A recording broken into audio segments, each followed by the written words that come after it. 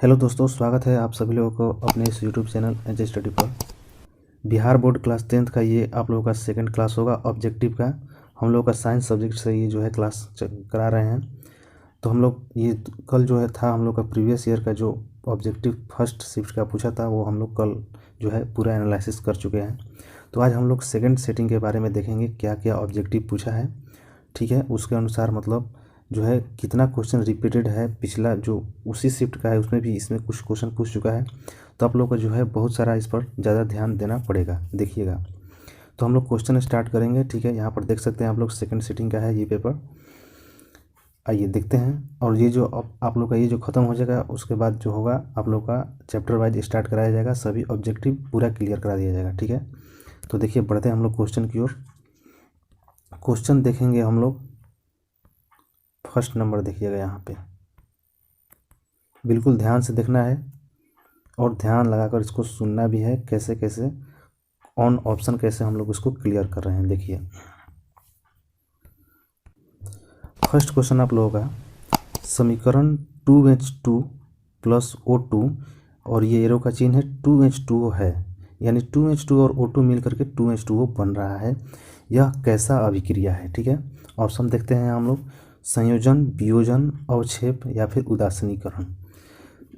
तो देखिए जितना भी हम लोग जो अभिकारक होगा जो इस साइड होता है हम लोग का जो इधर जुड़ रहा है, ठीक है, ये सब अभिकारक है, इसमें मतलब रासायनिक अभिक्रिया में भाग ले रहा है।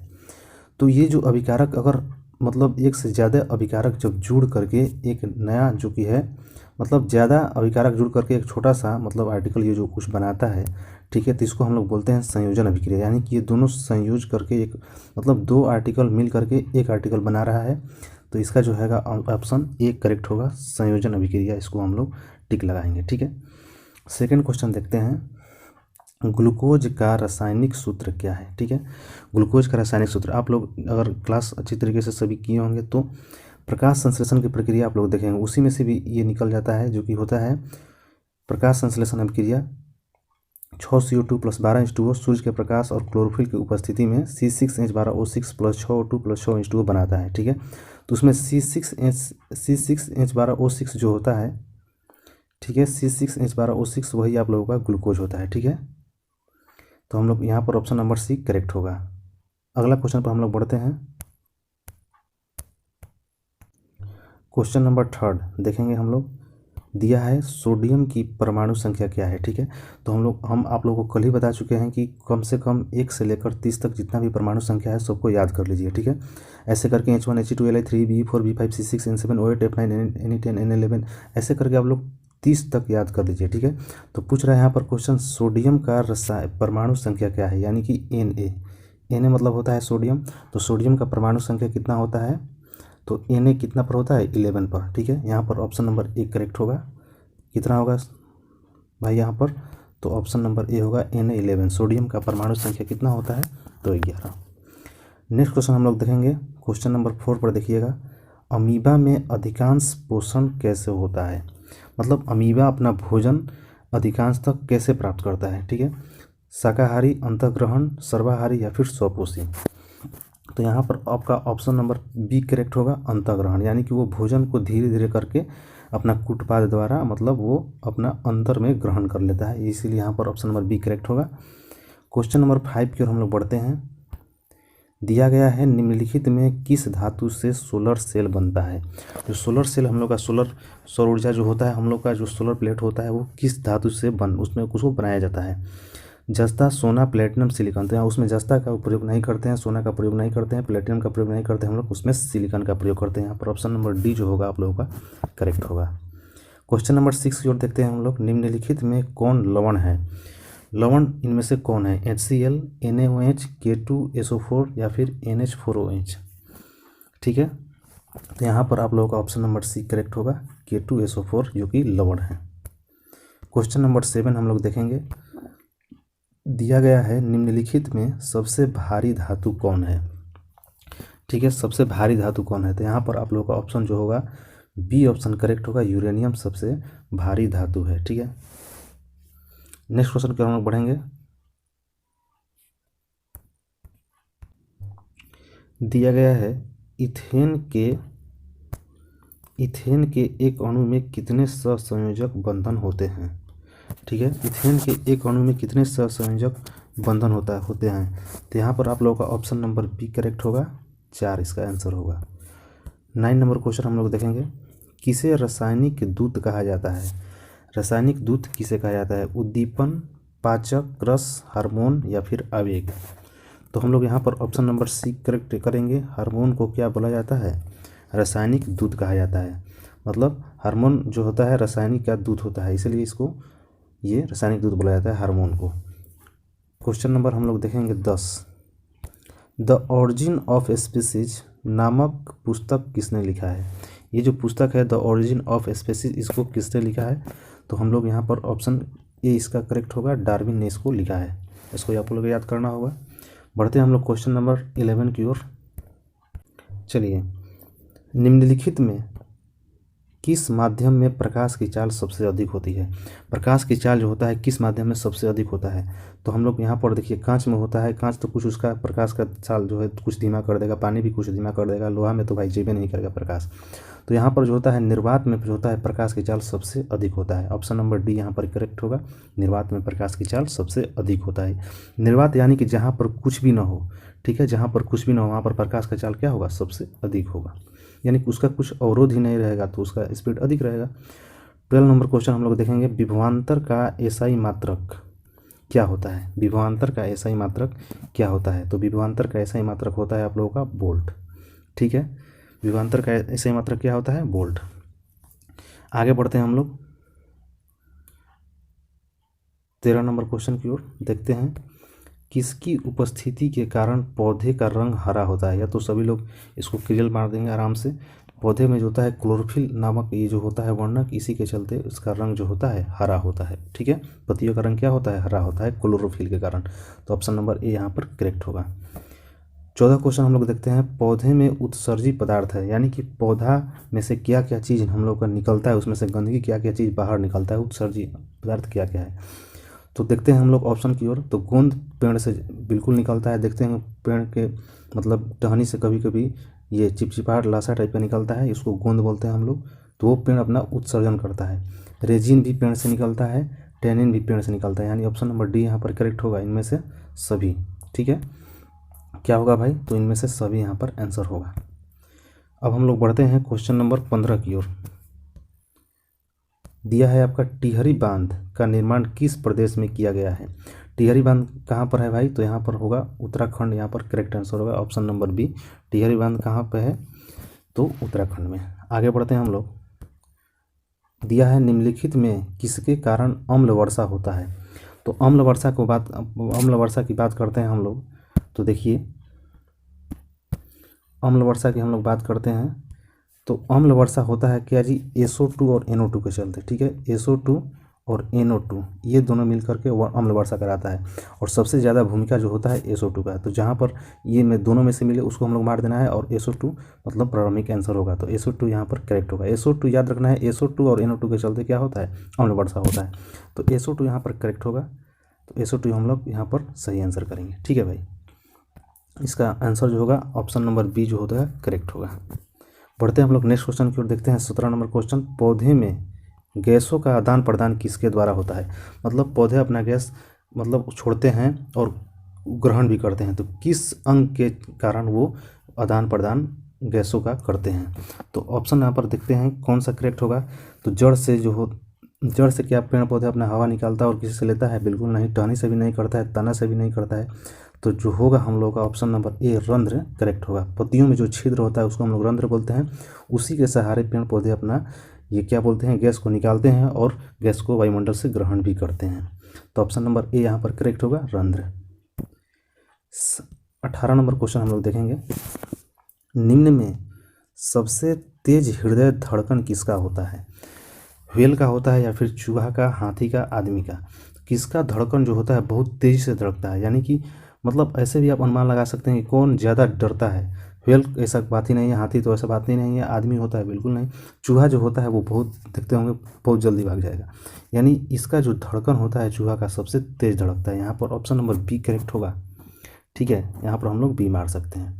देखते हैं हम लोग 19 नंबर क्वेश्चन, सजीव जीवधारियों द्वारा किस प्रकार की नाइट्रोजनी पदार्थ का उत्सर्जन होता है। यानी सजीव जीवधारी जैसे कि हम लोग हो गए, मतलब जीव जंतु जो हो गए जो कि इसमें जान है, वो नाइट्रोजनी पदार्थ यानी कि अपने शरीर से नाइट्रोजन निकालते हैं किस रूप में, ठीक है, किस मतलब क्या बोलते हैं, क्या बोल रहा है क्वेश्चन कि नाइट्रोजनी पदार्थ का उत्सर्जन करता है किस प्रकार। तो देखिए यहाँ पे तो नाइट्रोजन जैसे कि हम लोग क्या मूत्र त्याग करते हैं तो मूत्र में जो होता है हम लोग का निकलता है यूरिया, ठीक है, और ये कुछ देर तक रहता है वायुमंडल में, तो इसमें से अमोनिया गैस ये ऑटोमेटिक अमोनिया में परिवर्तित हो जाता है। यानी कि मूत्र में हम लोग का यूरिया पाया जाता है और यूरिया थोड़ा देर रहता है वायुमंडल में तो ऑटोमेटिक अमोनिया बन जाता है। तो यानी कि यूरिया भी निकलता है, अमोनिया भी निकलता है और यूरिक अम्ल इसी से संबंधित है। देखिए यूरिया, यूरिक अम्ल, अमोनिया, यानी कि ये तीनों जो होता है तीनों प्रकार में हम लोगों से मतलब शरीर से यूरिया निकलता है बाहर। तो यहाँ पर ऑप्शन नंबर डी करेक्ट होगा, ठीक है। ऑप्शन नंबर डी यहाँ पर हम लोग सही मारेंगे कि इनमें से सभी निकलता है। क्वेश्चन नंबर 20 देखेंगे हम लोग। क्वेश्चन नंबर 20, तंत्रिका तंत्र की रचनात्मक एवं क्रियात्मक इकाई को कहते हैं। ये कल ही की क्लास में हम लोग बता चुके हैं, जो कि फर्स्ट शिफ्ट में आया था आप लोगों का कि ये क्या बोलते हैं ब्रिक की रचनात्मक क्रियात्मक इकाई, ठीक है। और कल ही हम लोग बता दिए थे कि एक तंत्रिका तंत्र भी पूछेगा तो उसके लिए ये मानना था। देखिए इसमें क्वेश्चन पूछ दिया है, ब्रिक के संरचनात्मक एवं क्रियात्मक इकाई पूछेगा तो मार देना है नेफ्रॉन, और तंत्रिका तंत्र का रचनात्मक एवं क्रियात्मक इकाई पूछेगा तो मार देना है न्यूरॉन। इसको आप लोग याद कर लीजिएगा, ये हर एक एग्जाम में ज़्यादातर ये क्वेश्चन इंपॉर्टेंट है, VVI क्वेश्चन है, ये पूछता है, ठीक है। तो यहाँ पर ऑप्शन नंबर बी करेक्ट होगा। चलिए 21 नंबर क्वेश्चन हम लोग देखेंगे। अमीटर में निम्नलिखित में किसे मापा जाता है। अमीटर से निम्नलिखित में से किसे मापा जाता है। अमीटर जो उपकरण है इससे क्या हम लोग मापते हैं, धारा मापते हैं, आवेश मापते हैं, विभव मापते हैं या फिर विद्युत शक्ति मापते हैं। कौन यहाँ पर आंसर करेक्ट होगा। तो यहाँ पर जो है हम लोग कौन सा ऑप्शन मारेंगे भाई, तो अमीटर जो होता है वो धारा को, विद्युत धारा को मापता है, ठीक है। 22 नंबर क्वेश्चन की ओर हम लोग बढ़ेंगे, देखेंगे 22 नंबर क्वेश्चन हम लोग देखेंगे। दिया है वह उपकरण जो विद्युत ऊर्जा को यांत्रिक ऊर्जा में बदलता है होता है। यानी कैसे वो ऐसा उपकरण जिसमें हम लोग विद्युत उसमें देंगे, विद्युत देंगे तो वो यांत्रिक यानी कि वो नाचने लगेगा, स्पीड पकड़ लेगा, ठीक है। यानी कौन सा उपकरण हम लोग विद्युत इधर से लाइन देंगे तो वो नाचना स्टार्ट हो जाएगा, उसको बोलेंगे विद्युत ऊर्जा से यांत्रिक ऊर्जा यानी कि नाचना में। तो कौन सा इसमें जो ऑप्शन आप लोग देखिए, जनरेटर में आप बिजली दीजिएगा तो वो नाचेगा, विद्युत मोटर में दीजिएगा तो नाचेगा, या फिर दोनों। तो हम लोग जानते हैं कि ये जो जनरेटर होता है इसमें हम लोग इसको घुमाते हैं तो ये बिजली देता है, ये तो ऐसे ही नहीं होगा। विद्युत मोटर, तो देखिए मोटर में हम लोग बिजली देंगे तो ये ऑटोमेटिक इसे नाचना प्रारंभ कर देगा। तो विद्युत मोटर यहाँ पर करेक्ट आंसर होगा, ठीक है भाई। ऑप्शन नंबर बी यहाँ पर करेक्ट होगा। 23 नंबर क्वेश्चन देखेंगे हम लोग। दर्पण का सूत्र है, दर्पण का सूत्र क्या है, ठीक है। तो हम लोग यहाँ पर देखिए समझते हैं दर्पण का सूत्र क्या होता है, 1/u + 1/v = 1/f। यानी कि ये ऑप्शन नंबर ए देख रहे होंगे आप लोग, ठीक है। ऑप्शन नंबर आप लोग ए देख रहे होंगे, ये होगा। यानी कि आप लोग ध्यान में रख लीजिएगा u + v ये f, ठीक है। तो 1/u + 1/v = 1/f, ये जो होता है आप लोगों का क्या होता है, दर्पण का सूत्र, ठीक है। क्या होता है, दर्पण का सूत्र। तो आप लोग इसको याद रखना है। नेक्स्ट क्वेश्चन हम लोग बढ़ेंगे 24 नंबर की ओर, देखेंगे क्या बोल रहा है। देखिए दिया है निकट दृष्टि दोष को निम्नलिखित में से किस लेंस के द्वारा हटाया जाता है। यानी किसी का निकट दृष्टि दोष है। निकट दृष्टि दोष किसे बोलेंगे, निकट की वस्तु को वो साफ साफ देख सकता है बट दूर की वस्तु को वो साफ साफ नहीं देख सकता है, ठीक है। उसे हम लोग क्या बोलते हैं, निकट दृष्टि दोष। तो इसको हम लोग दूर करने के लिए कौन सा लेंस का उपयोग करेंगे, ठीक है। तो देखिए इसको हम लोग बढ़िया से इसको समझते हैं, क्योंकि ऐसा क्वेश्चन हमेशा पूछता है। आज पूछा है निकट दृष्टि दोष, हो सकता है आपके एग्जाम में दूर दृष्टि दोष का पूछ देवे। तो इसके लिए हम लोग देखिए एक साधारण सा ट्रिक का उपयोग करेंगे। एक हो गया आप लोगों का निकट, ठीक है। एक हो गया आपका दूर, एक हो गया आपका अवतल, एक हो गया आपका उत्तल, ठीक है। उत्तल लेंस हो गया, उत्तल लेंस। तो जब निकट दृष्टि दोष का बात करेगा, ठीक है, तो मारेंगे अवतल। जब दूर दृष्टि दोष का बात करेगा तो मारेंगे उत्तल, ठीक है। देखिए निकट 3 अक्षर का है, अवतल भी देखिए निकट बड़ा है और अवतल भी बड़ा। देखिए ये दोनों में बड़ा कौन है, निकट बड़ा है कि दूर बड़ा है, तो निकट बड़ा है ये।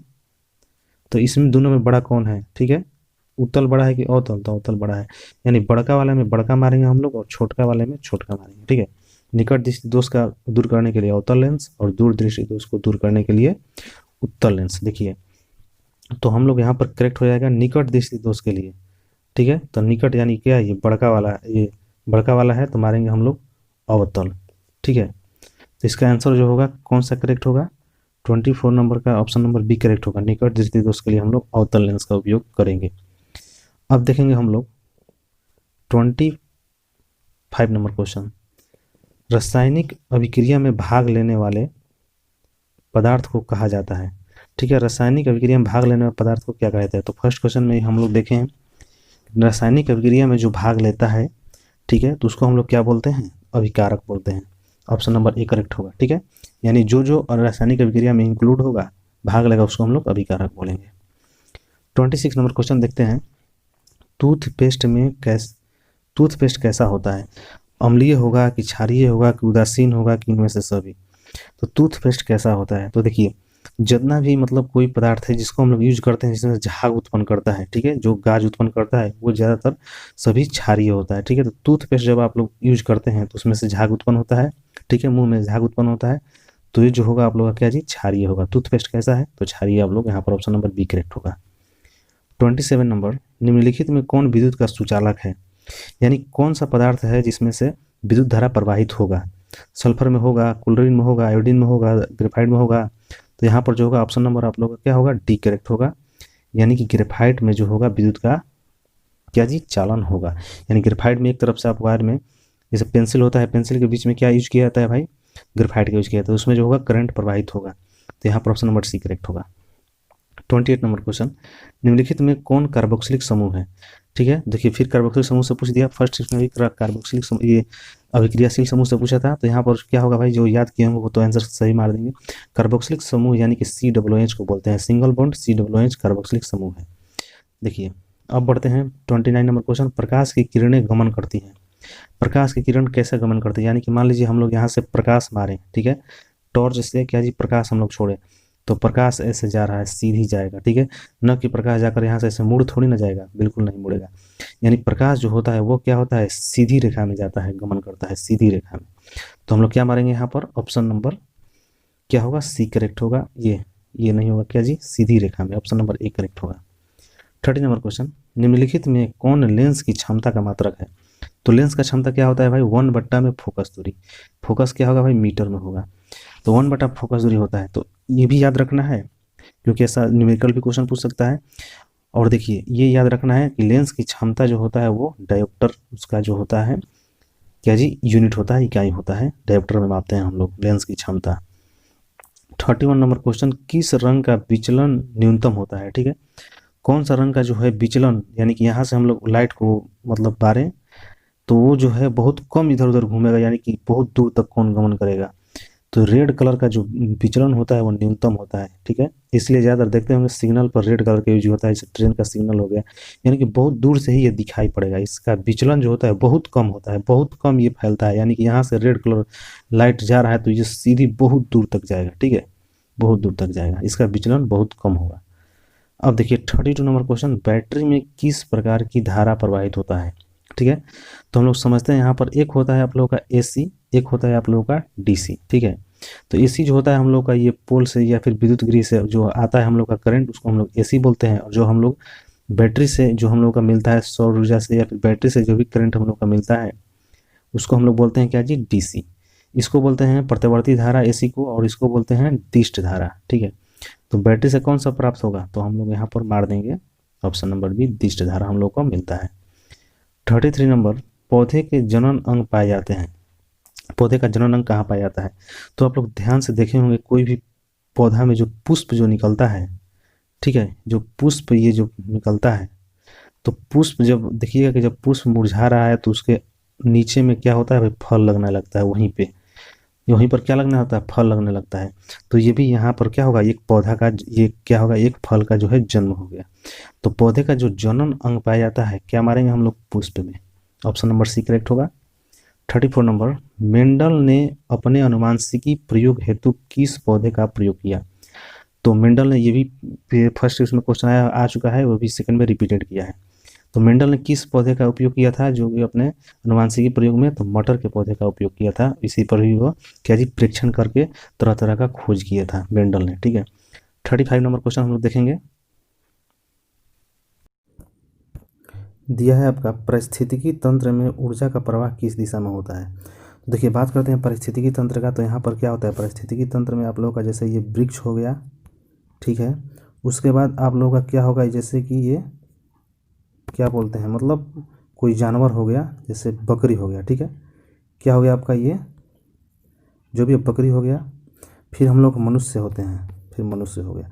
तो पेड़ पौधा से ऊर्जा जो होगा क्या होगा, बकरी में जाएगा, यानी कि कोई जंतु में, उससे फिर हम लोग में ऊर्जा जाएगा। तो ये जो ऊर्जा का प्रवाह होता है वो एक ही दिशा में होता है, याद रखिएगा। ये नहीं कि इसमें से फिर इसमें नहीं आएगा। ये जो होता है ऊर्जा का प्रवाह एक दिशा में होता है, जिसको हम लोग मारेंगे एक दिशीय। पारिस्थितिकी तंत्र में ऊर्जा का प्रवाह क्या होता है, एक दिशीय होता है। ऑप्शन नंबर ए यहाँ पर करेक्ट होगा। अगला क्वेश्चन पर हम लोग बढ़ते हैं 36 नंबर क्वेश्चन की ओर। दिया है आपका ये ओजोन परत पाया जाता है। ओजोन परत कहाँ पाया जाता है, ठीक है। तो हम लोग जानते हैं कि ओजोन परत यानी कि O3, उसको भी पूछ सकता है, ठीक है। ओजोन का रासायनिक सूत्र क्या होगा, तो O3 आप लोग मारिएगा। तो ओजोन परत जो है O3 कहाँ पाया जाता है, तो हम लोग जानते हैं कि ये जो है सूर्य के प्रकाश में पराबैंगनी किरण रहता है। तो ओजोन जो होता है उन लोगों को रक्षा करता है, वहाँ पर पराबैंगनी किरण को क्या करता है, वहाँ से लौटा देता है, ठीक है। तो वही जो ओजोन है वो कहाँ पर पाया जाता है, वायुमंडल की निचली सतह पर, वायुमंडल के ऊपरी सतह पर, मध्य सतह पर। यहाँ पर कौन सा आंसर सही होगा, तो यहाँ पर जो होगा ये वायुमंडल के ऊपरी सतह पर पाया जाता है ओजोन परत, ठीक है। तो यहाँ पर ऑप्शन नंबर बी जो होगा करेक्ट होगा। नेक्स्ट देखेंगे हम लोग, सभी जीव जंतुओं के लिए ऊर्जा का अंतिम स्रोत है।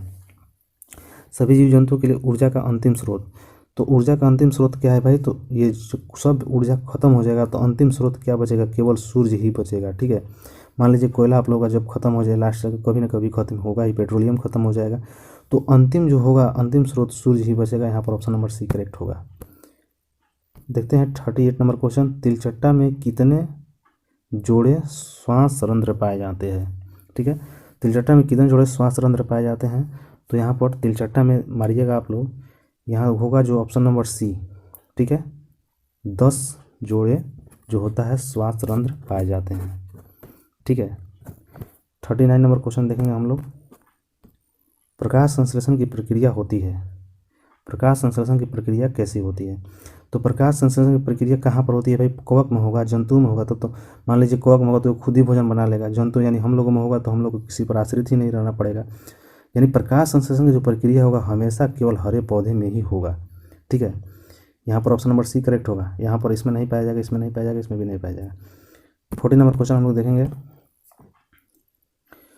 फ्लोएम ऊतकों द्वारा कार्बोहाइड्रेट का परिवहन होता है, किस रूप में होता है, ठीक है। फ्लोएम ऊतक द्वारा कार्बोहाइड्रेट जो होता है इसका परिवहन जो होगा किस रूप में होता है, तो ऑप्शन नंबर आप लोगों का क्या होगा भाई, डी करेक्ट होगा, सुक्रोज के रूप में होगा। अब देखिए क्वेश्चन नंबर 41, स्विच लगाए जाते हैं।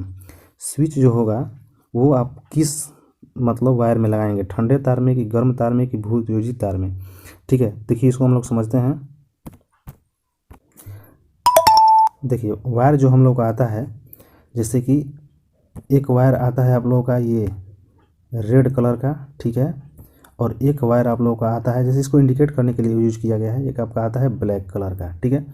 तो क्वेश्चन पूछ रहा है कि स्विच हम लोग किस में लगाएंगे। ये जो स्विच होता है आप लोगों का, ठीक है, ये जो स्विच होता है,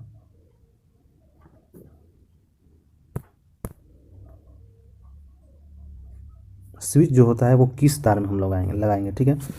देखिए स्विच जो होता है वो परिपथ की धारा को काट देता है, तो हम लोग किस में यूज करेंगे, रेड वाले में भी या फिर ब्लैक वाले में। तो बात करते हैं हम लोग रेड वाले का। तो देखिए रेड वाले क्या होता है, इसमें आप लोग टच कीजिएगा तो करंट मार देगा बहुत ज़्यादा। और ये जो ब्लैक कलर आता है इसमें क्या होता है भाई, ठंडा तार इसको बोलते हैं, और रेड कलर का गर्म तार बोलते हैं। तो इसमें करंट ना के बराबर मारेगा, ठीक है। तो जब हम लोग का स्विच यूज करना है, तो मान लीजिए हम लोग ठंडा में अगर यूज करते हैं तो इसका कनेक्शन कटेगा। अगर ठंडा में यूज करते हैं स्विच का तार तो इसका कनेक्शन कटेगा, यानी इसमें तो धारा भाई प्रवाहित होगा रेड वाले में, तो ये करंट लग जाएगा आदमी का। तो इसीलिए हम लोग हमेशा जब भी स्विच का प्रयोग करेंगे घर में घरेलू तार में, तो हमेशा ये गर्म तार यानी कि रेड कलर वाले में ही हम लोग स्विच का क्या करते हैं भाई, प्रयोग करते हैं। हमेशा इसी में ही यूज करेंगे, स्विच परिपथ को काट देंगे, ठीक है। तो इसमें तो प्रवाहित होगा भी, तो आदमी को करंट नहीं लगेगा और इसका कनेक्शन कट जाएगा। तो हमेशा जब भी हम लोग ये स्विच का यूज करेंगे तो रेड यानी गर्म तार में ही करेंगे। तो हम लोग यहाँ पर आंसर क्या यूज करेंगे, तो बी यहाँ पर आंसर करेक्ट होगा। स्विच हमेशा क्या जी गर्म तार में ही लगाया जाता है। अब देखिए 42 नंबर क्वेश्चन, निम्न में कौन नवीकरणीय ऊर्जा का स्रोत नहीं है। ठीक है, नवीकरणीय ऊर्जा का स्रोत कौन नहीं है। तो देखिए यहाँ पर नवीकरणीय ऊर्जा का स्रोत कौन नहीं है, तो ऑप्शन नंबर यहाँ पर आप लोगों का सी करेक्ट होगा। बायोगैस जो होगा नवीकरणीय ऊर्जा का स्रोत नहीं है। नेक्स्ट क्वेश्चन हम लोग देखेंगे, मनुष्य में ब्रिक निम्न में से किससे संबंधित है, यानी ब्रिक का कार्य क्या है। ठीक है, ब्रिक क्या करता है, पोषण करता है, परिवहन करता है, शोषण करता है, उत्सर्जन करता है, नहीं। देखिए यहाँ पर अब ये जो ब्रिक होता है हम लोगों का क्या करता है भाई, शरीर से किसी चीज़ का उत्सर्जन करता है, यानी किसी चीज़ का त्याग करता है। यहाँ पर ऑप्शन नंबर डी करेक्ट होगा। ब्रिक क्या करता है भाई, तो उत्सर्जन करता है किसी चीज़ पदार्थ का। 44 नंबर क्वेश्चन देखेंगे हम लोग, हाइड्रा में क्या पाया जाता है। ठीक है, क्वेश्चन पूछ रहा है कि हाइड्रा में क्या पाया जाता है। तो हाइड्रा में ऑप्शन देखिएगा, मस्तिष्क, तंत्रिका, मुख, स्पर्शक। तो हाइड्रा में क्या पाया जाता है भाई, तो यहाँ पर स्पर्शक आंसर सही होगा। ऑप्शन नंबर डी करेक्ट होगा। हाइड्रा में क्या पाया जाता है, तो स्पर्शक सही होगा। 45 नंबर क्वेश्चन देखेंगे, आवर्त सारणी के प्रथम वर्ग के सदस्य होते हैं। ठीक है, प्रथम वर्ग के सदस्य कौन होता है, देखिए इसको समझते हैं। अम्लीय धातु, अक्रिय धातु, क्षार धातु, मिश्र धातु। तो देखिए इस क्वेश्चन को हम लोग, ये जो है आप लोगों का ये पहला ये जो वर्ग है, ठीक है, वर्ग 1, इसको हम लोग क्या बोलते हैं, वर्ग ए। तो ये जो होता है आप लोगों का, इसको हम लोग बोलते हैं क्या जी, क्षार धातु। ठीक है, इसको क्या बोलते हैं हम लोग, क्षार धातु। वर्ग बी जो होता है आप लोगों का, ये क्या होता है, क्षारीय मृदा धातु। तो पूछ रहा है क्वेश्चन कि क्षार धातु किसको बोलेंगे वर्ग में। तो ठीक है, तो वर्ग का जो पहला वर्ग जो होगा ये वाला, इसको हम लोग क्या बोलते हैं, तो क्षार धातु बोलते हैं। तो यहाँ पर हम लोग ऑप्शन क्या क्लिक करेंगे, पूछ रहा है आप लोगों का कि प्रथम वर्ग। ठीक है, प्रथम वर्ग यानी कि जो बताए हैं पहला वाला जो वर्ग होगा, ठीक है, हाइड्रोजन, लिथियम ये करके है आप लोगों का, तो वो क्या है भाई, तो क्षार धातु है। ऑप्शन नंबर सी यहाँ पर करेक्ट होगा। 46 नंबर क्वेश्चन देखेंगे हम लोग, निम्नलिखित में कौन प्राकृतिक संसाधन नहीं है। कौन इसमें से प्राकृतिक संसाधन नहीं है, वायु, मिट्टी, जल या फिर जीवधारी। ठीक है, तो प्राकृतिक संसाधन कौन नहीं है भाई, तो ये आप लोग का ऑप्शन नंबर डी करेक्ट होगा, जीवधारी। ठीक है, 47 नंबर क्वेश्चन हम लोग देखेंगे क्या बोल रहा है। 47 नंबर क्वेश्चन बोल रहा है कि प्रकाश के प्रवर्तन के कितने नियम है। तो प्रकाश के प्रवर्तन के कितने नियम है, तो देखिए हम लोग जानते हैं कि प्रकाश का प्रवर्तन का 2 नियम है। यहाँ पर ऑप्शन नंबर बी करेक्ट होगा। फर्स्ट नियम क्या है भाई, कि आपतन कोण जो होता है प्रवर्तन कोण के बराबर होता है, ये पहला नियम हो गया। सेकंड नियम की बात करते हैं तो सेकंड नियम होता है कि आपतित किरण, परावर्तित किरण और आपतन बिंदु पर खींचा गया अभिलंब तीनों एक ही समतल में होते हैं। ठीक है, तो 2 परावर्तन के आप लोगों का नियम है, उसको याद रखना होगा। ये क्या जी, लघुत्तरीय में क्वेश्चन ये पूछ सकता है या फिर त्रिकोत्तरीय में। तो ऑब्जेक्टिव में क्या होगा, इसका आंसर जो होगा 2 नियम होता है प्रकाश के प्रवर्तन का। ऑप्शन नंबर बी करेक्ट होगा। लास्ट क्वेश्चन, ठीक है, दिया है आपका कि तरंग दैर्घ्य को सामान्यतः व्यक्त किया जाता है। तरंग दैर्घ्य को किस रूप में हम लोग मापते हैं। ठीक है, तो यहाँ पर ऑप्शन नंबर आप लोग का डी करेक्ट होगा। एंगस्ट्रम के रूप में मापते हैं हम लोग तरंग दैर्घ्य। तरंग दैर्घ्य किस में मापते हैं, तो एंगस्ट्रम में। तरंग दैर्घ्य किस में मापते हैं, एंगस्ट्रम में। तो यहाँ पर जो होगा आप लोगों का ये जो है दोनों शिफ्ट का जो है क्वेश्चन बैंक क्लियर हो गया। ठीक है, इसको आप लोग बार बार देखिएगा, इसको ध्यान में रखिएगा। इसमें से ज़्यादातर क्वेश्चन रिपीटेड भी करता है। ठीक है, बहुत सारा क्वेश्चन उम्मीद है कि रिपीटेड भी करेगा। नेक्स्ट क्लास में हम लोग जो होगा चैप्टर वाइज ऑब्जेक्टिव देखेंगे। ठीक है, फर्स्ट चैप्टर क्या है, प्रकाश का प्रवर्तन और अपवर्तन। ठीक है, तो कल जो होगा हम लोगों का क्लास में प्रकाश से संबंधित केवल ही क्वेश्चन आएंगे। ठीक है, इसमें क्या था भाई, इसमें आप लोगों का क्वेश्चन जो था आप लोगों का सब मिक्स था। ठीक है, इसमें क्वेश्चन पूरा आप लोगों का मिक्स था सभी तरह से। जो कल का जो हम लोग का क्लास स्टार्ट होगा वो आप लोगों का क्या होगा भाई, चैप्टर वाइज स्टार्ट होगा। ठीक है, प्रकाश से रिलेटेड ही क्वेश्चन होगा, वो ख़त्म करके फिर नेक्स्ट वाले में मानव का रंग बिरंगा संसार नेत्र का, उसमें देखेंगे हम लोग आगे चल के सभी फिजिक्स और केमिस्ट्री सभी का ऑब्जेक्टिव जितना भी होगा सब क्लियर हम लोग कर लेंगे। ठीक है, तो क्लास को यहीं पर करते हैं समाप्त। वीडियो पसंद आएगा तो इसको लाइक जरूर करना और अपने दोस्तों को साथ में इसको जरूर जोड़िए। चैनल पर जो साथी नए होंगे चैनल को सब्सक्राइब जरूर कर लीजिएगा। ओके, तब तक बाय बाय।